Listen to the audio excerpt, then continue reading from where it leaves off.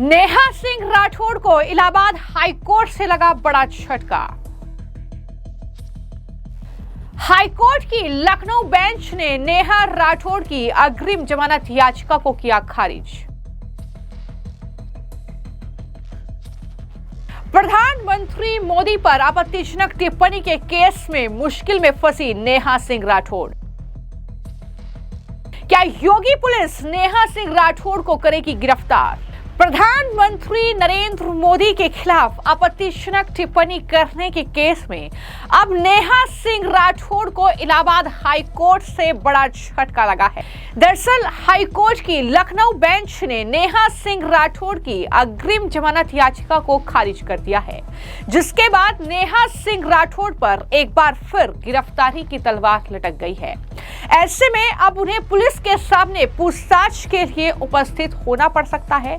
साथ ही गिरफ्तारी का संकट भी अब नेहा सिंह राठौड़ पर मंडराया हुआ है। वो गिरफ्तार हो सकती है, ये भी जानकारी सामने आ रही है।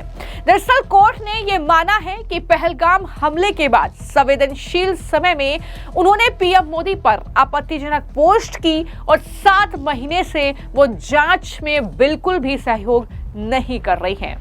कोर्ट में जो सुनवाई हुई उसमें यह माना कि विवेचना अधिकारी के सामने उपस्थित होने के 2 सदस्यीय खंडपीठ के आदेश के बावजूद नेहा सिंह राठौड़ सहयोग नहीं कर रही है, जबकि 2 सदस्यीय खंडपीठ के इस आदेश के विरुद्ध उनकी विशेष परमिशन याचिका भी सुप्रीम कोर्ट से खारिज हो चुकी है। ये आदेश न्यायमूर्ति बृजराज सिंह की एकल पीठ ने पारित किया है।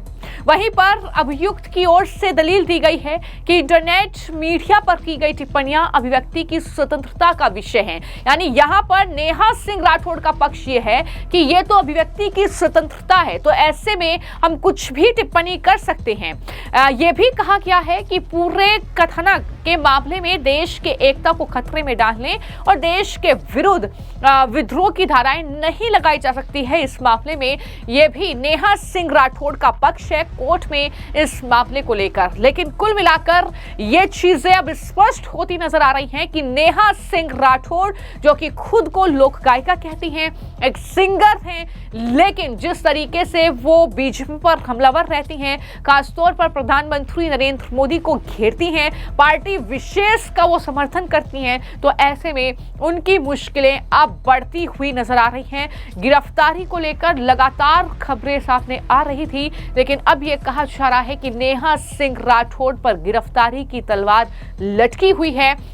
उन्हें पूछताछ के लिए भी अब बुलाया जाएगा। जानकारी के मुताबिक नेहा सिंह राठौड़ ने 2025 में जम्मू कश्मीर के पहलगाम आतंकी हमले के बाद उनके एक पोस्ट ने विवाद खड़ा कर दिया था, जिसमें उन्होंने पीएम मोदी को सीधे निशाने पर लिया। इस पोस्ट के कारण उन पर 500 से ज्यादा शिकायतें दर्ज हुई, एफआईआर हुई और इलाहाबाद हाईकोर्ट की लखनऊ बेंच ने उनकी अग्रिम जमानत याचिका को अब खारिज कर दिया है।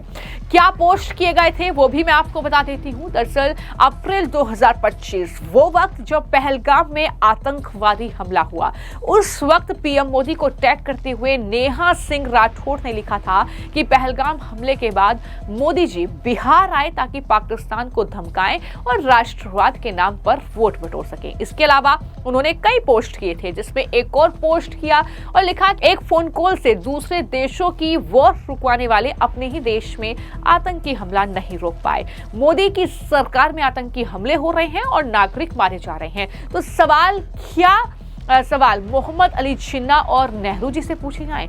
नेहा ने हमले के बाद सुरक्षा व्यवस्था पर भी सवाल उठाए थे और प्रधानमंत्री से पूछा था कि इतने सारे पर्यटकों के लिए वहां पर सुरक्षा व्यवस्था क्यों नहीं की गई।